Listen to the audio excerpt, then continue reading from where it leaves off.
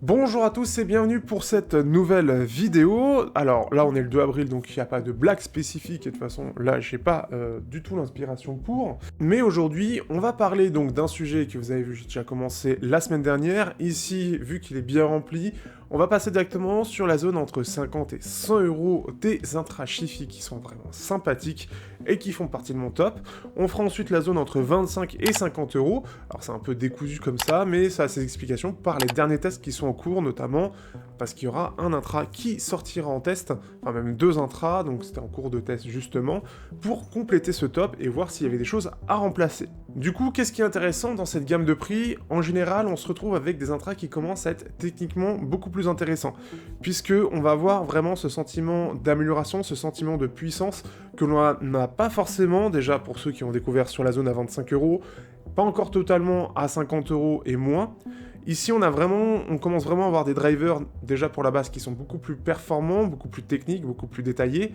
On a des signatures qui sont mieux maîtrisées, avec quelque chose qui va être généralement moins sibilant, moins agressif, en tout cas une gestion un peu meilleure des extrêmes, et en général, et c'est surtout ça qui peut manquer aussi, c'est au niveau des médiums, où on a quand même une meilleure reproduction globale. Donc c'est déjà là où je trouve que si on veut bien commencer et qu'on a un peu de budget, c'est bien de commencer dans cette zone-là, parce qu'on va avoir déjà un aperçu vraiment très très sympathique de ce que peut être l'audio quand on a des bons intras. L'autre chose sympathique à ce prix-là, c'est surtout qu'on a un bon packaging et un bon design. On commence à avoir des câbles de très bonne qualité, qui s'en mêlent moins, qui sont vachement plus souples, qui sont beaucoup plus agréables à l'utilisation. On commence même à avoir des câbles avec du jack interchangeable.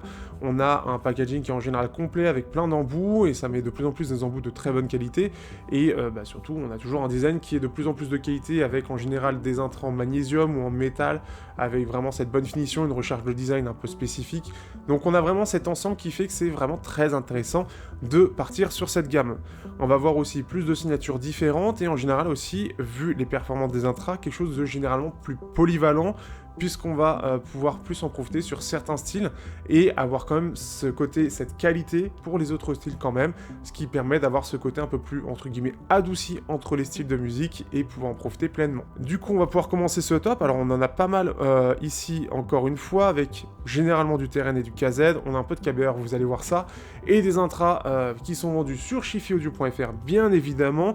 D'autres vont arriver, mais vraiment, vous avez un bon aperçu de ce qui est possible ici dans ce top-là.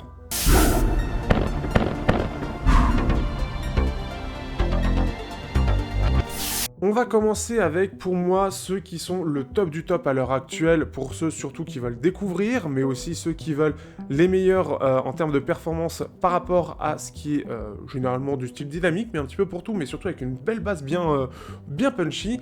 Les TRN ST5. On a donc un ensemble de 5 drivers, un driver dynamique de 10 mm avec une couche de beryllium et 4 armatures équilibrées. On a une signature assez équilibrée avec un petite pointe quand même sur la basse et un focus sur la clarté, donc un côté assez détaillé avec une scène bien large. Ce qui est vraiment très sympa, c'est surtout pour le rock, le métal, l'électro, le rap, ça représente vraiment très très bien, mais ça reste globalement quand même assez polyvalent avec cette bonne touche de basse, donc pour d'autres styles, on peut quand même l'utiliser. Ils ont surtout cet avantage d'être vraiment très techniques, d'avoir une bonne mise en avant des médiums dans l'ensemble. La reproduction, on a quelque chose d'assez large, une scène vraiment large. On a quelque chose de vraiment très technique et vraiment très puissant, très performant. J'apprécie énormément ces intras. En plus de ça, on a un packaging qui est très complet, jack interchangeable, câble de bonne qualité, un design vraiment de bonne qualité aussi. Vraiment, il n'y a pas grand chose à dire sur ces intras, ils sont vraiment très très bons. Dans le style signature en V, et qui pour moi vole un peu la place à KZ dans cette chose gamme de prix, ce sont les KBR Robin. Pareil, vous l'avez sur chiffyaudio.fr, donc n'hésitez pas à faire un saut, de toute façon vous avez tout dans la description. Pareil, c'est un driver dynamique et 4 armatures équilibrées spécial KBR, donc c'est avec leurs propres caractéristiques. On a une signature en V qui est assez basseuse, qui est plus orientée vers la basse que la clarté, donc ce qui fait que c'est assez sympa, c'est assez doux, et on a surtout une basse très puissante. Donc pareil, c'est vraiment fait vraiment sur ce côté rock, métal, électro, c'est là où on va le plus en profiter. Je trouve vraiment que la basse a un super beau rendu, cette très belle profondeur. Alors après attention, il faut bien mettre les intras, faut pas trop les pousser, sinon ça a tendance à casser la basse. Si vous les posez juste devant votre oreille, juste histoire que ça isole bien, vous aurez vraiment un très très bon son, très sympathique. On n'a pas un design incroyable, on a un câble assez basique malheureusement, ça va être dans les deux choses, et même le packaging est pas ouf. Donc ça c'est vraiment... ils sont sortis il y a un petit peu de temps, donc là-dessus le packaging, il n'y a pas eu un gros effort de fait. Mais le son est vraiment cool, et pour ceux qui aiment bien ce côté rock, métal, électro, vous allez vraiment vous éclater.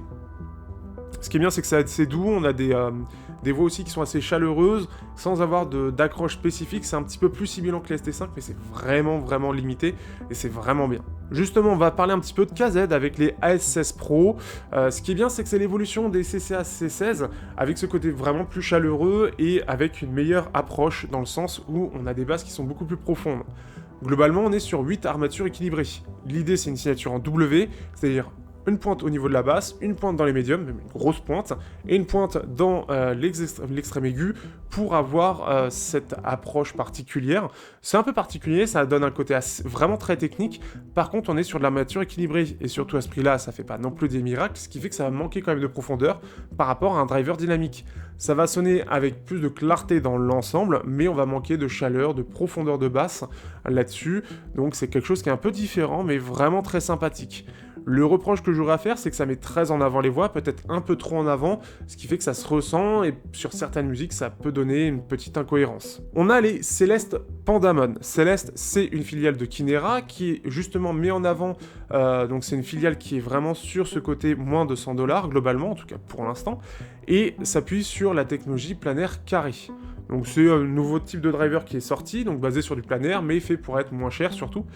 Ici, on est sur une signature qui est globalement neutre avec une petite mise en avant des médiums et un côté semi-ouvert, donc il n'y a pas beaucoup d'isolation, mais ils sont vraiment très bien. C'est très polyvalent, on a une voix qui est légèrement en avant et ce qui fait qu'en plus l'avantage d'avoir du semi-ouvert, c'est qu'on a une meilleure diffusion des aigus, on a un côté un peu moins artificiel, moins métallique pour certains, et on a une meilleure diffusion, ça fait une scène plus large, et en plus l'avantage du planaire, c'est cette très bonne extension dans les aigus. Donc très bien pour découvrir. C'est pas extrêmement détaillé, c'est en général un peu les mêmes limites qu'un driver dynamique. Par contre, l'avantage, c'est que c'est beaucoup plus ample, ce qui fait qu'on a vraiment cette ampleur dans le son qui est vraiment très agréable et qu'on ne retrouve pas avec de l'hybride en comparaison, qui est beaucoup plus technique et détaillé, mais moins ample.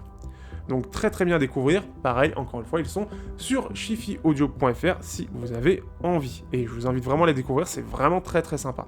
Surtout pour ceux qui veulent découvrir du neutre de très bonne qualité. On a, et moins cher, vraiment on est sur la zone basse des 50 €, les KZ ZAX. C'est donc un driver dynamique et 7 armatures équilibrées. On a une signature en V qui est plutôt claire, ce qui fait que dans l'ensemble, en gros, les Robins, eux, vont mettre plus en avant les basses. Ici, les ZAX vont mettre plus en avant les aigus. Donc c'est un côté qui a un effet assez technique. Aujourd'hui, ils sont sortis il y a un peu de temps. Ça a été un peu remplacé par d'autres KZ, mais c'est la même chose. Avec juste un meilleur driver, donc qui tient mieux les aigus notamment. Globalement, pareil, hein, c'est toujours pour le rock, le métal, l'électro. C'est la signature en V, c'est les signatures dynamiques, les styles dynamiques globalement qui vont être appréciés dessus. Ça reste plutôt technique, mais on sent quand même qu'il y a des limites en comparaison quand on a une oreille qui est bien entraînée. Le côté clair peut avoir cet effet plus technique, plus détaillé, puisque ça met plus en avant les aigus, ça fait pas forcément tout, mais si vous aimez cette bonne clarté, ça peut vous plaire, tout en ayant cette bonne profondeur de basse, mais elle est moins élevée. On aura aussi les TRN TA2, qui sont donc des intras qui sont semi-ouverts, qui sont vraiment assez légers, donc permettent déjà de bien faire respirer l'oreille, avec un driver dynamique de 8 mm et 2 drivers nose, qui permettent d'avoir un son qui est assez chaleureux, même très chaleureux, une basse et des médiums qui sont en avant, des aigus un petit peu plus en retrait, et un pic de clarté à la fin, qui permet de gagner en détail. On a quand même des aigus assez en retrait, ce qui permet d'avoir une signature globalement très chaleureuse, donc des basses pas mal en avant, des médiums, donc les voix vraiment en avant, mais surtout portées par la basse, avec des aigus qui sont bien en retrait, donc ça va pas trop les mettre en avant, et ça permet aux voix d'avoir ce côté très chaleureux, voire peut-être un peu voilé, ça peut manquer un peu de finesse pour certains, mais dans l'ensemble avec un côté très détaillé. Ça reste globalement polyvalent, alors c'est sûr qu'on va pas l'utiliser pour écouter du classique avec, donc tout ce qui pourrait demander un côté pas mal de clarté, ce sera pas forcément bon, mais pour le reste, c'est vraiment sympathique. Ce qui est très bien, c'est surtout qu'on peut l'utiliser pour des longues sessions. C'est ce que je les appelle en gros un petit peu, c'est des mini AudioSense AQ4 ou MIDI AudioSense DT600, donc pour le prix, c'est vraiment très sympathique avec un côté un peu plus basseux. On a par contre un packaging assez basique, alors on a plein d'embouts divers et variés, mais c'est pas les TRNT. On a un câble qui reste assez basique aussi, donc ça reste plus basique quand même, mais c'est globalement correct. On n'était pas encore à l'époque où on avait des beaux câbles, etc. Pour terminer, nous avons, et je viens tout juste de sortir le test justement, les TRN TA3, avec deux drivers dynamiques et une armature équilibrée. Globalement, on a une signature assez neutre, et avec un bon focus sur la clarté. Mais on a cette bonne base qui est assez ample pour le coup, donc cette couche de beryllium. C'est assez polyvalent, c'est un peu touche à tout, c'est pas trop neutre, c'est pas trop basseux justement, et c'est assez technique, ce qui fait que c'est quand même assez plaisant, on peut l'utiliser sur plein de styles différents. On apprécierait en plus son packaging très complet en plus de ça, encore une fois comme les ST5, et en plus de ça, on a ce petit design focal qui a cette petite touche en plus que je trouve très sympathique. Donc, vous avez le top de ce que j'ai pu tester sur ma chaîne, ce qui est bon ou non. Vous en avez plusieurs qui sont sur chiffyaudio.fr, donc n'hésitez pas, c'est toujours plaisant et vous avez le code de réduction de moins de 10% si jamais, avec Stock France, tout ça. J'espère que vous aurez apprécié ce top, c'est, je trouve, un des segments les plus intéressants pour découvrir et faire découvrir la Chiffy, avec un budget qui reste encore assez raisonnable, et surtout, une bonne technicité. C'est à partir de là où je trouve qu'on en profite le mieux, et on a moins ces limites que l'on peut retrouver sur la zone en dessous de 50 €. Et c'est un bon investissement parce que ça peut se garder plus longtemps. On va moins ressentir les limites face à du plus haut de gamme, on a quand même des bonnes choses globalement, et on a vraiment un bel équilibre. Ce qui est bien, c'est qu'en plus de ça, sur les derniers intras sortis, notamment je pense à TRN, on a cette amélioration du packaging, globalement, pour avoir quelque chose de plus joli, de plus présentable et de plus équilibré entre les intras et le reste, puisque en général, c'était plus les intras sont là où il y a le tout, et le reste du packaging, c'est vraiment le minimum. Ici, il y a vraiment cette amélioration qui est présente depuis quelques temps et qui montre que il y a cette évolution, cette envie de grappiller sur cette zone de marché qui est assez intéressante. Donc je vous conseille vraiment, encore une fois, s'il y a besoin de conseils, n'hésitez pas. Il y a encore plein d'autres marques que j'ai pas forcément pu tester, du Moondrop, etc. Mais ici, je trouve que c'est vraiment les meilleurs de ce que j'ai pu tester et de ce que j'ai pu avoir. Après avoir, il y a peut-être d'autres choses, encore une fois. J'ai pas pu tout tester, je n'ai pas le temps ni le budget. Mais vraiment, ici, vous avez quelque chose d'assez, quand même, relativement exhaustif, puisque c'est surtout TRN, un peu Kyber et surtout KZ qui maintiennent ce marché de qualité. On a Tinify, mais je trouve que ce monodriver, pour ceux qui pourraient se poser la question, ça reste un petit peu en retrait à l'heure actuelle, surtout face au Céleste Pandamon.